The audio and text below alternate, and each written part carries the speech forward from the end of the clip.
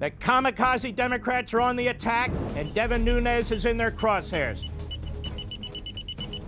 Tonight on Levin TV. This is where freedom rings.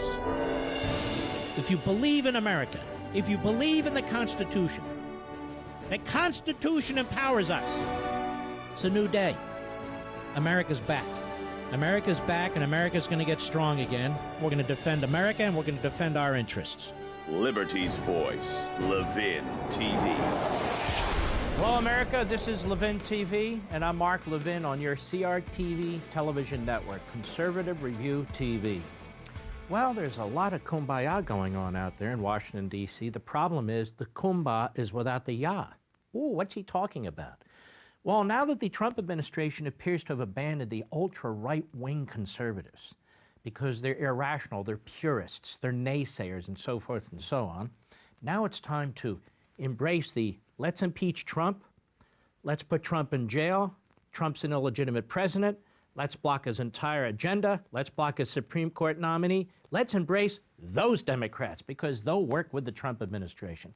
Such is the advice from knuckleheads like, I hate to say it, Newt Gingrich, other knuckleheads, backbenchers, Republicans, I call them Republicans because that's what they are, who are now advising the president, forget about your base, go the other way, like Nixon did. And how did that work out? I think he resigned last time I checked. But in any event, that's what's going on here. Here's an article, though. How are the Democrats taking to this? Well, this is in Real Clear Politics. The Trump administration burned by its own party on its first major piece of legislation. Now, there you go. There's a schmo right there. The Trump administration burned by his own party. Trump was burned by Paul Ryan, and then he burned himself. He should never have embraced Rhino Care. He should have said, Paul, this is what I want you to do. We said repeal, now repeal the damn thing. Now, if you have a replacement, you've had 7 years to build one, let's see it, and I'll have my nationalist, populist, progressive staff take a look at it. But no, none of that happened. It was, you got 18 days to the finish line, conservatives, you better buckle under, despite the fact that the vast majority of what's in Obamacare will stay in Rhino Care, and 18 of them had the guts to say, no, I don't think we're going to do that. And of course, they're under attack. But we talked about this yesterday. Let's go on. But the interest is not mutual. See, the Democrats don't want to work, not with Trump. And for now, at least, congressional Democrats see little incentive in working with President Trump, whose approval rating has declined further in recent days, which is their whole objective, is to drive his numbers down into the toilet. And that's what they're doing. Instead, the GOP's failure last week on its own health care bill has emboldened Democrats who unified against it, even when it comes to the more traditionally bipartisan actions, such as approving a Supreme Court justice. Democrats are maintaining a hard line. Now, that's interesting. They did that long before the vote, or the non-vote, was to take place on the Rhino Care bill. So they have been going after Neil Gorsuch from day one, a perfectly decent, outstanding nominee to the Supreme Court. This is, look, folks, if you've been watching Levin TV and listening to my radio show, you knew the day after the election that the Democrats were out to destroy Trump and his presidency and the Republican Party. And the Trump administration and the Republican Party should have been ready for it. But they're not ready for it. And we still have the same knucklehead Republican leaders in the House and in the Senate that we had before.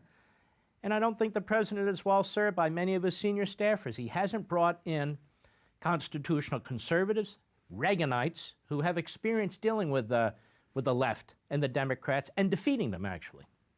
Senate Majority Leader Chuck Schumer is leading his caucus to wage a filibuster against the president's Supreme Court nominee, a move that could backfire by forcing Republicans to invoke the so-called nuclear option.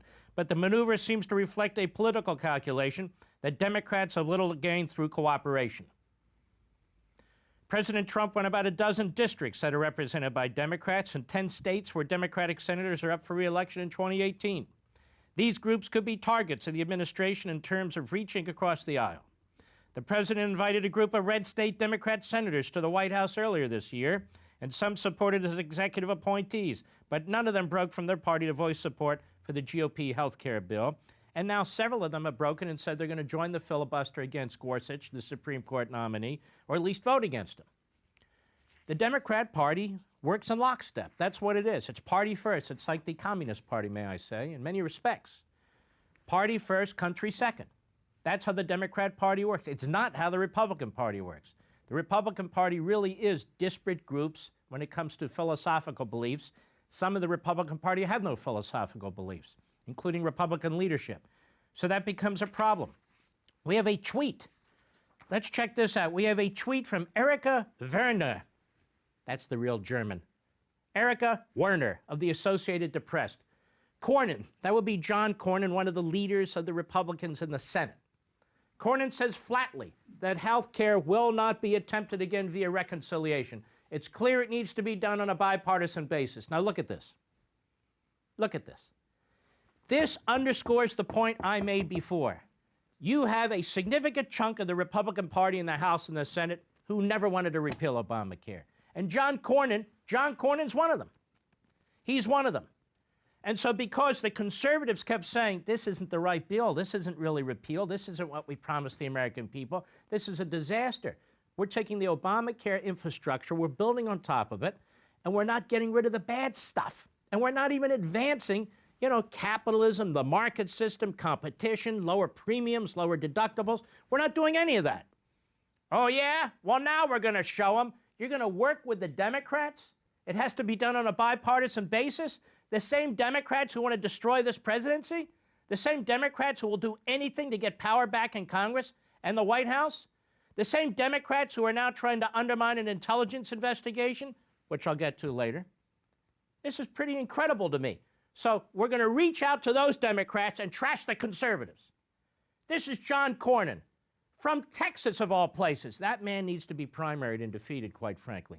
He got barely over 60% of the vote in the Republican primary last time around. Maybe it was almost 70% against a little-known backbencher congressman. So this is amazing that this guy would say something like this. He'd rather deal with Chuck Schumer.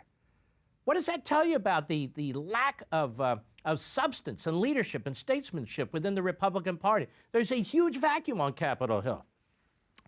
Now, I started with this to kind of move us into the issue of the intelligence debate that's going on, because what's happening now, again, across the board, whether it's Supreme Court justices or health care or tax reform or whatever you call it, the Democrats are in full attack mode.